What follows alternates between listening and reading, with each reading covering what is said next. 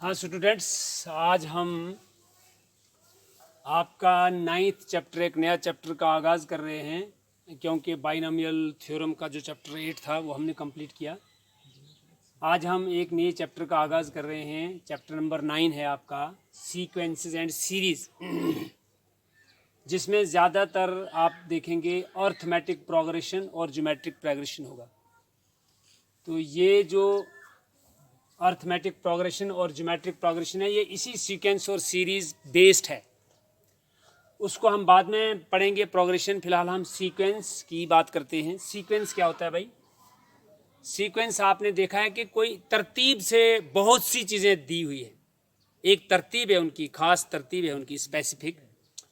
मसलन आप यहाँ देख रहे हो, फ़र्ज़ करो कि हमारी ये पॉपुलेशन या ये हमारी नस्ल है, यानी एक ख़ानदान की, एक डायनेस्टी की। पहले 2 स्टार्ट हुए होंगे, 2 से ही उनके 4 बने, 4 से 8 बने, 8 से फिर 16 बने, 16 से 32 बने, 32 से 64 बने। कितनी जनरेशन हो गई हैं? 1 2 3 4 5 6 जनरेशन हो गई हैं। तो आप देख रहे हो, ये एक तरतीब से 2 आदमी थे, फिर 4 आ गए, फिर 8 बन गए, फिर 16 बन गए। इस किस्म की जो डाटा आपके पास होगा, इसको हम सीक्वेंस बोलते हैं।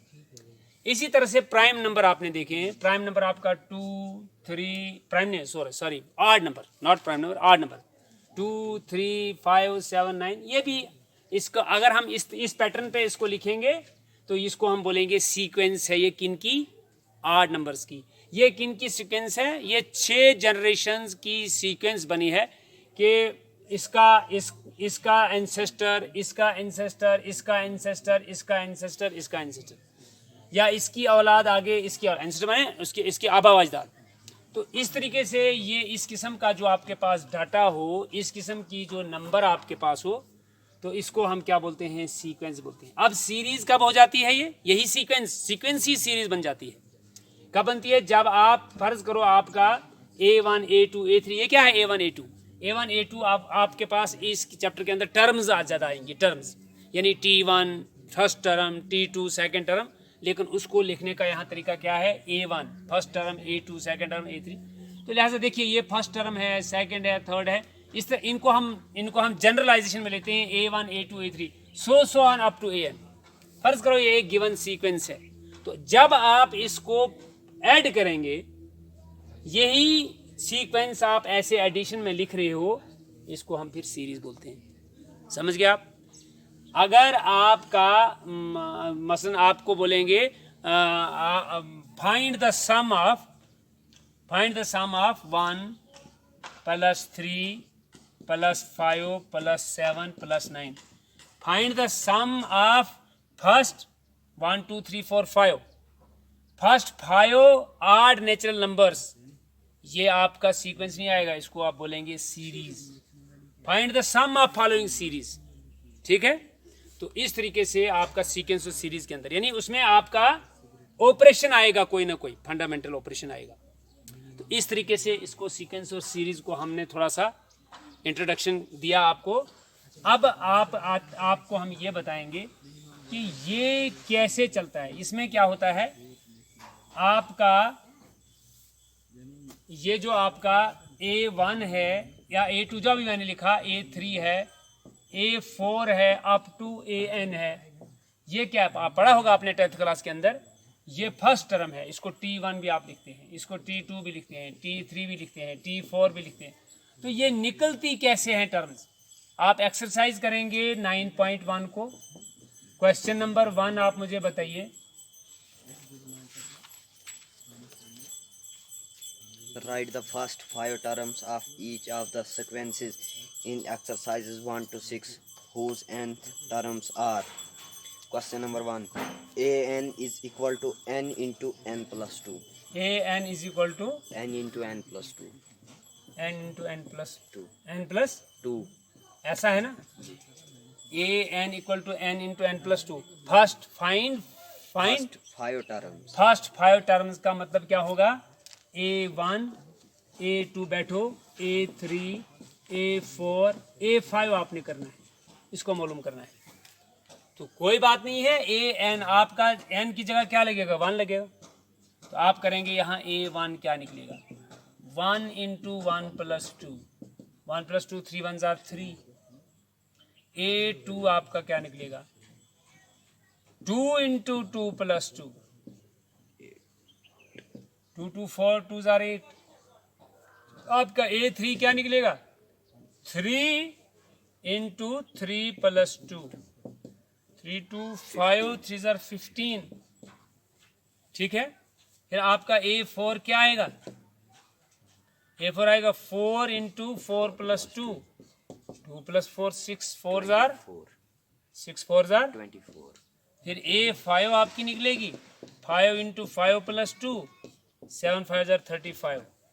ये हैं भाई 3 8 15 24 35। ये आपकी फर्स्ट 5 टर्म्स हैं जब आपका जनरल टर्म या nth टर्म ये दी हुई है। ठीक है भाई, आपको आहिस्ता आहिस्ता आगे पता चलेगा कि ये nth टर्म का और दूसरा फार्मूला क्या होता है। ठीक है, कैसे निकाली जाती है। लेकिन यहाँ जितना हमें बोला एक्सरसाइज में हम उतना ही करेंगे ताकि आपको कोई ज़्यादा लोड ना पड़े, समझने में कोई प्रॉब्लम ना आ जाए।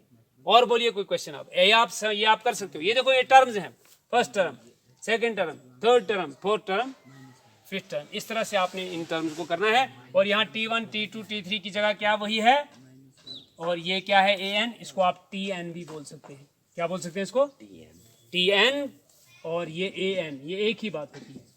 ठीक है, यहाँ मगर AN से लिखा जाता है। चलिए और क्वेश्चन बोलिए, सेकंड क्या पार्ट क्या है, फिफ्थ पार्ट। फिफ्थ पार्ट करना है जी इसी क्वेश्चन का। हाँ। चलो बोलो क्या है। AN इज इक्वल टू -1 की पावर n -1। फिफ्थ पार्ट इसी क्वेश्चन का, ए क्या, AN इज इक्वल टू -1 की पावर n -1। ऊपर जी ऐसा है, बस बैठो। 5n + 1, 5 की पावर। इंटू है यहाँ, हाँ, 5 की पावर n + 1। ऐसा है, तो मतलब ये ऐसा लिखा है। पढ़ाओ क्वेश्चन, -1 की पावर n -1 और 5 की पावर n+। ठीक है, बिल्कुल ऐसा ही है, यही है। यहाँ भी वही क्वेश्चन है, फाइंड द फर्स्ट 5 टर्म्स।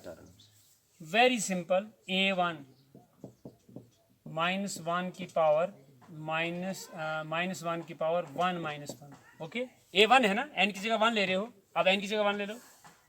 5 की पावर 1 + 1, -1 की पावर 0 क्या आएगा, 0। No 1। Anything raised power 0 is equal to 1। पढ़ा है ना आपने, -1 की पावर 0 आएगी ना, 1 - 1 0 आ जाएगा ना। -1 की पावर 0 क्या होता है, 1, और 5 की पावर 2 आ जाएगी, ये आ जाएगा 1, 5 की पावर 2 हो जाएगा 25, 5 स्क्वायर, तो ये आ जाएगा 25 आंसर। A1 आपका आ गया। ठीक है, A2 करेंगे, -1 का पावर 2 - 1, 5 की पावर 2 + 1, -1 का पावर 2 - 1 क्या हो जाएगा, 1, 2 - 1 का 1 हो जाएगा, -1 का पावर 1 क्या आएगा, -1 ही आएगा ना। ठीक है ना, क्योंकि आप जब आड पावर आ जाएगी तो माइनस का माइनस ही रहेगा। तो 5 की पावर हो जाएगी 3, ये आ जाएगा 5 को 3 बार मल्टीप्लाई करने से 125 -125। ये देखिए प्लस आ गया, ये माइनस आ गया। फिर आपका A3 है, वेरी सिंपल है, -1 का पावर 3 - 1 और 5 की पावर 3 + 1, -1 का पावर 2 इवन है, पॉजिटिव बन जाएगा 1, और 5 की पावर आ जाएगी 4, 5 की पावर 4, 5 5 5 5 5 5 25 5 125 से 625 वगैरह वगैरह। अब ये पॉजिटिव आ गया क्योंकि यहाँ 3 की पावर -1 2 हो गया था, -1 को जब 2 बार मल्टीप्लाई करते हैं प्लस बनता है, और 5 की पावर 4 625। इस तरह से आप A4 भी निकाल सकते हैं और A5 भी निकाल सकते हैं। n की जगह आपने प्लेस करना। और बोलो कोई क्वेश्चन, निकल जाएंगे सब। हाँ पूरी एक्सरसाइज का कोई दूसरा टफ क्वेश्चन बोलो।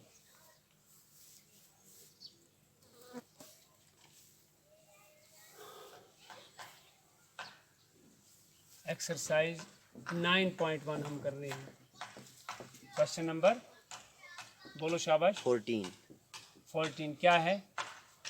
The Fibonacci हाँ sequence is defined by हाँ 1 is equal to A1, 1 is equal to A1, A1 is equal to A2, 1 is equal to A1 हाँ is equal to A2, हाँ and AN is equal to and AN is equal to AN minus 1.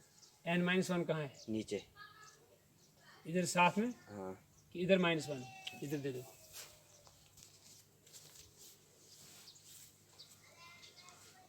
The Fibonacci sequence is defined by fine, ठीक है।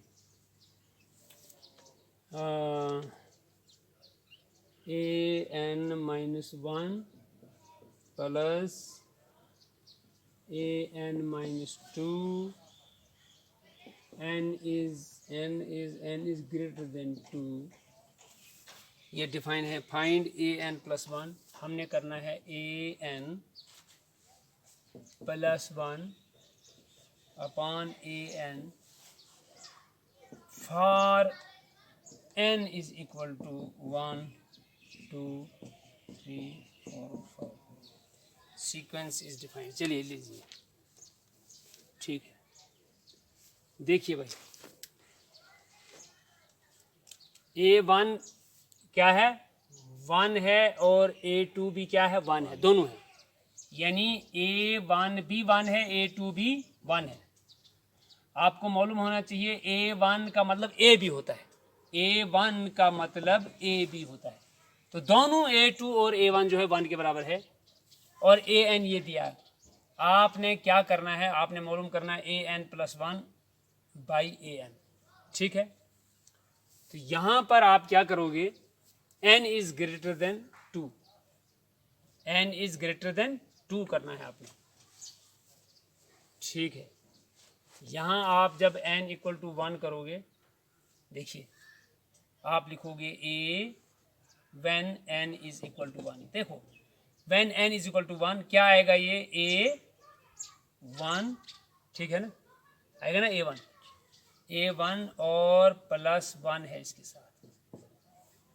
ये देखना, ये 1 किसके नीचे है देखना, ठीक है। और डिवाइडेड बाई क्या है भाई? when n is equal to 1 you will get A1 + 1 divided by A1, ये बनेगा A2 बाई A1, ठीक है। A2 बाई A1, A2 भी 1 है, A1 भी 1 है, 1 बाई 1 इज इक्वल टू 1, ठीक है। इसकी वैल्यू आ गई। अब आपने करना है when n is equal to 2, when n is equal to 2, तो आपके पास क्या आ गया?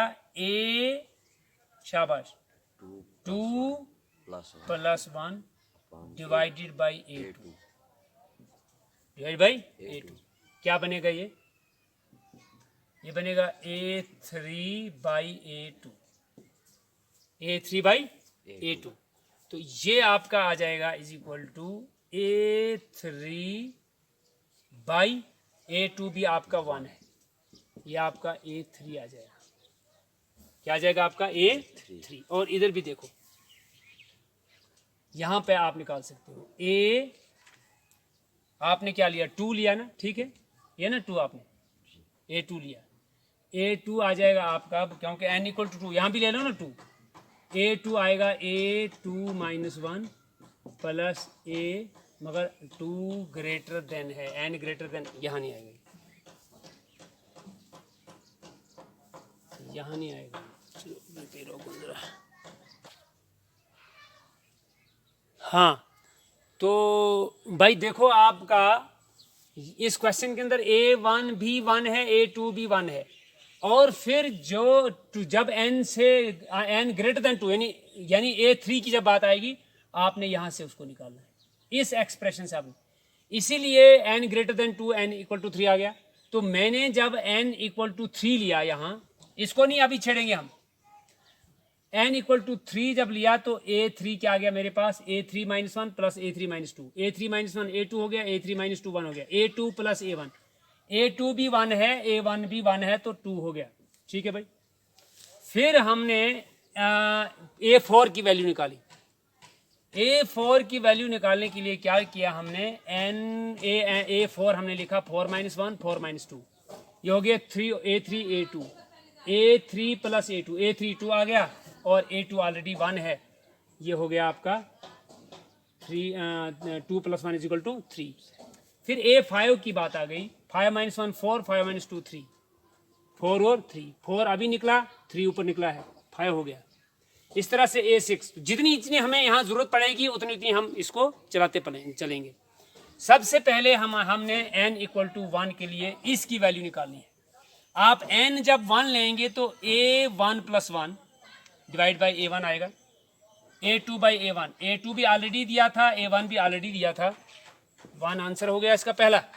अब when n = 2, n = 2, A2 + 1 बटा A2, A2 + 1 A3 by A2, A3 अभी आपने निकाला 2 के बराबर, और A2 यहाँ दिया हुआ है, ये हो गया A3 बाई 1 हो गया A3, और A3 आपका 2 है। अगर इसको यहाँ नहीं करना चाहोगे, यहीं से आपका आंसर बनेगा।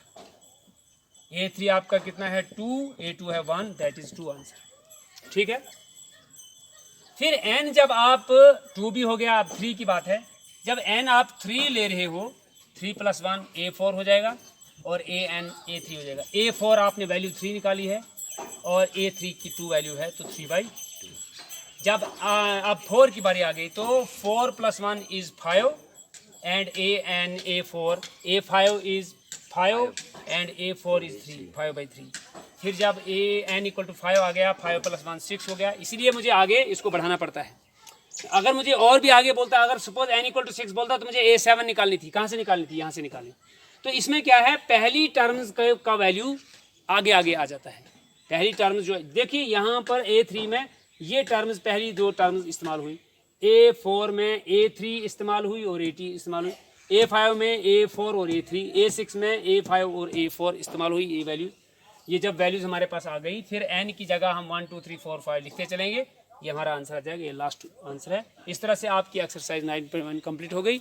इंशाल्लाह नेक्स्ट जो यहाँ से आगे है कल दूसरे लेक्चर में पढ़ेंगे।